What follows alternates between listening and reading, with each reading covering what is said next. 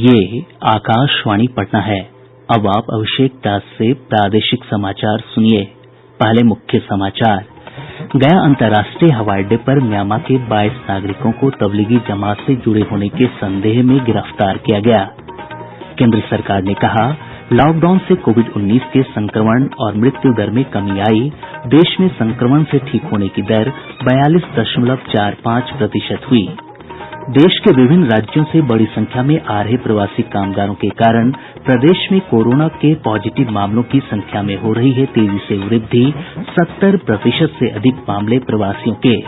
और दरभंगा, सीतामढ़ी तथा सुपौल सहित प्रदेश के उत्तरी हिस्सों में सुबह से रूक रूक कर हो रही है बारिश। अब समाचार विस्तार से। गया अंतर्राष्ट्रीय हवाई अड्डे पर म्यांमार के 22 नागरिकों को तबलीगी जमात से जुड़े होने के संदेह में आव्रजन अधिकारियों ने गिरफ्तार कर लिया है। उन्हें म्यांमार एयरवेज की विशेष उड़ान में सवार होते समय गिरफ्तार किया गया।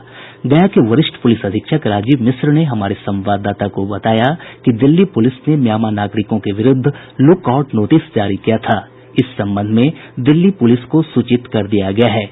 उन्होंने बताया कि इन सभी को दिल्ली भेजा जाएगा क्योंकि इन पर स्थानीय स्तर पर कोई मामला दर्ज नहीं है।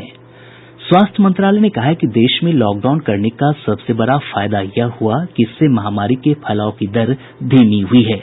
सांख्यिकी और कार्यक्रम कार्यान्वयन मंत्रालय के अनुसार पूर्णबंदी लागू करने से अनेक लोगों की मृत्यु और संक्रमण को रोका जा सका है।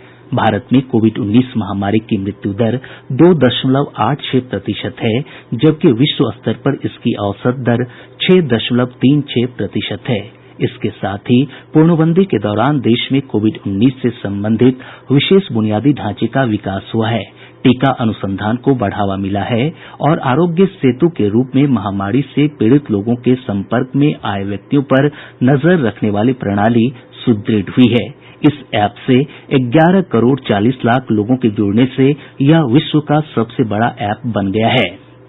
नई दिल्ली स्थित अखिल भारतीय आयुर्विज्ञान संस्थान एम्स की गठिया रोग विभाग की अध्यक्ष डॉक्टर उमा कुमार ने कहा कि लॉकडाउन देश भर में कोरोना वायरस की रोकथाम में बहुत कारगर साबित हुआ है। लॉकडाउन इंडिया में बहुत ही इफेक्टिव रहा है इस वायरस का स्प्रेड स्लो डाउन करने में, और जिससे कि जो पीक आनी थी उसका मतलब है कि जहाँ पे केसेस बहुत ज्यादा होते और जो हमारा इंडियन हेल्थ इंफ्रास्ट्रक्चर है, हेल्थ सिस्टम है, वो कम्प्लीटली कोलैप्स हो जाता, जैसे कि आप देख रहे हैं यूएस और यूरोपियन कंट्रीज में हुआ है। और लॉकडाउन ने पूरा वक्त दिया जिससे कि जो हेल्थ इंफ्रास्ट्रक्चर है उसको बिल्टअप कर सके। प्रवासी कामगारों के बिहार लौटने के साथ ही राज्य में कोविड-19 संक्रमण के मामलों में तेजी से बढ़ोतरी हुई है। पिछले एक सप्ताह के अंदर मामलों की संख्या दोगुनी हो गई है। 19 मई को जहां पॉजिटिव मामलों की संख्या 1519 थी, वहीं अब यह बढ़कर 3036 हो गई है। स्वास्थ्य विभाग के सचिव लोकेश कुमार सिंह ने बताया कि दूसरे राज्यों से लौटे 2130 लोग अब तक पॉजिटिव पाए गए हैं, जो कुल मामलों का 70% से अधिक है। 3 मई के बाद 2072 व्यक्ति प्रवासी हैं जो पॉजिटिव पाए गए हैं, और 3 मई के पहले के अगर आंकड़े जोड़ दें तो 58 आदमी उसमें और भी हैं जो पॉजिटिव पाए गए थे। और 2/3 से अधिक के जो व्यक्ति हैं प्रवासी लोग ही हैं जो पॉजिटिव पाए गए हैं। इधर राज्य में पिछले 24 घंटों के दौरान 18 जिलों से कोविड-19 के 68 नए मामलों की पुष्टि हुई है। सबसे अधिक 15 मामले अररिया से सामने आए हैं। मधेपुरा से 9, सीतामढ़ी से 6, अरवल से 5, दरभंगा, सारण और कैमूर से 4-4, सहरसा, बेगूसराय, पूर्णिया और औरंगाबाद से 3-3, मुजफ्फरपुर और सुपौल से 2-2 तथा वैशाली, किशनगंज, पटना, सिवान और नवादा से 1-1 पॉजिटिव मामले आए हैं। उत्तर बिहार के 2 प्रशासनिक अधिकारी और मुजफ्फरपुर स्थित एसकेएमसीएच के 1 चिकित्सक भी कोरोना संक्रमित पाए गए हैं। कोविड-19 से ठीक होने वाले मरीजों की संख्या 918 हो गई है, जबकि अब तक 15 लोगों की मौत हो चुकी है। इधर देश में कोविड-19 संक्रमितों की संख्या बढ़कर 1,58,333 हो गई है। अब तक 67,692 लोग स्वस्थ हो चुके हैं, जबकि 4,531 लोगों की मौत हुई है। विश्व स्वास्थ्य संगठन WHO ने बिहार समेत 7 राज्यों में कोरोना संक्रमण के बढ़ते मामलों के बीच लॉकडाउन में मिल रही छूट को लेकर चेतावनी जारी की है। संगठन ने कहा है कि लॉकडाउन में अधिक छूट मिलने से संक्रमण के मामलों में अत्यधिक बढ़ोतरी हो सकती है। इस बीच स्वास्थ्य मंत्री मंगल पांडेय ने कहा है कि लॉकडाउन में छूट विशेष परिस्थितियों में दी जा रही है और सरकार इसकी पूरी निगरानी कर रही है।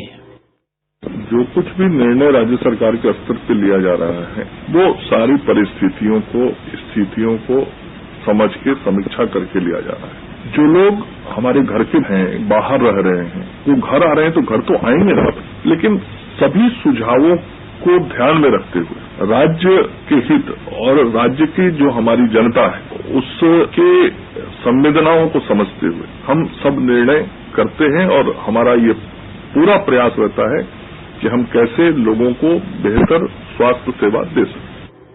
मुख्यमंत्री नीतीश कुमार ने कोविड-19 के बढ़ते मामलों को देखते हुए खाली पड़े सरकारी और निजी भवनों को आइसोलेशन सेंटर के रूप में विकसित करने का अधिकारियों को निर्देश दिया है।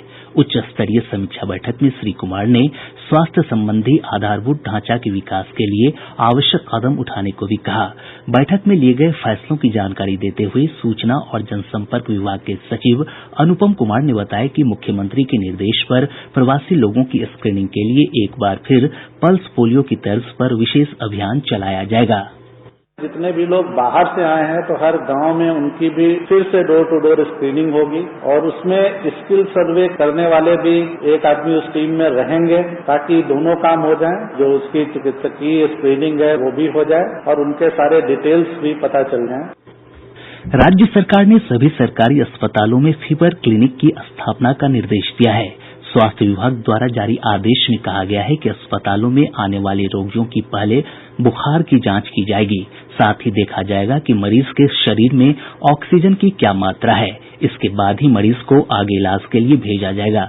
यदि मरीज बुखार से प्रभावित पाया जाता है तो उसका पूरा विवरण लिया जाएगा ताकि उसके कोरोना संक्रमित होने की पहचान की जा सके। भारतीय आयुर्विज्ञान अनुसंधान परिषद ICMR ने पटना स्थित RMRI को कोविड-19 जांच के लिए अत्याधुनिक कोबास मशीन उपलब्ध करा दिया है। इस मशीन से एक बार में 1200 नमूनों की जांच हो सकेगी। प्रादेशिक समाचार आप आकाशवाणी पटना से सुन रहे हैं। विभिन्न माध्यमों से फैलाई जा रही फेक न्यूज यानी भ्रामक समाचारों से सचेत करने के प्रयास में आकाशवाणी आपको सच्चाई से अवगत कराती है। सोशल मीडिया और कुछ समाचार चैनलों पर प्रसारित एक वीडियो में एक बच्चे को उसकी मृत मां के साथ एक रेलवे स्टेशन पर दिखाया गया है। भारतीय रेलवे ने स्पष्ट किया है कि महिला के परिवार ने 23 मई को गुजरात के अहमदाबाद से बिहार के कटिहार तक की रेल यात्रा करने से पहले ही उसके बीमार होने की पुष्टि की थी। रेलवे ने कहा है कि निधन के बाद उसके परिवार ने 25 मई को उसके शव को मुजफ्फरपुर रेलवे स्टेशन पर ही छोड़ दिया। रेलवे ने लोगों से तथ्यहीन रिपोर्टों के आधार पर किसी भी अफवाह या फर्जी खबर को फैलाने और उसका समर्थन नहीं करने को कहा है। प्रदेश में श्रमिक स्पेशल रेलगाड़ियों के माध्यम से दूसरे राज्य से प्रवासी कामगारों के आने का सिलसिला लगातार जारी है। आज 79 रेलगाड़ियों के माध्यम से 1,29,000 लोग राज्य के विभिन्न हिस्सों में पहुंचेंगे। दूसरे राज्यों से बिहार लौटे लोगों को रोजगार उपलब्ध कराने के लिए औद्योगिक क्लस्टर बनाए जाएंगे। उद्योग मंत्री श्याम रजक ने बताया कि विकसित किए जाने वाले क्लस्टर के लिए नई तकनीक और मशीनरी की सुविधा राज्य सरकार उपलब्ध कराएगी। उन्होंने बताया कि सरकार प्रत्येक जिले में 2 लघु क्लस्टर बनाने पर काम कर रही है। श्री रजक ने कहा कि स्थानीय उत्पादों के अनुरूप क्लस्टर का विकास किया जाएगा और इससे स्वयं सहायता समूहों को जोड़ा जाएगा। लॉकडाउन के दौरान डाक विभाग ने बिहार में आधार आधारित भुगतान प्रणाली के माध्यम से एक दिन में 3,27,000 लोगों को भुगतान सुनिश्चित कर एक नया कीर्तिमान स्थापित किया है। बिहार झारखंड सर्किल के chief post master general Anil Kumar ने बताया कि इस मामले में बिहार ने देश में पहला स्थान प्राप्त किया है। पूरे बिहार में एक हम लोगों ने ड्राइव लॉन्च किया था महा मेगा लॉगिन। तो पहली बार हम लोगों ने 2 लाख लोगों को ये सुविधा प्राप्त कराई 8 मई को, और 19 मई को 3.25 लाख लोगों को ये सुविधा प्रदान की गई। और इसके अंतर्गत अभी तक बिहार प्रदेश में 174 करोड़ रुपए लोगों को मुहैया कराया जा चुका है, जो बहुत से अधिक है।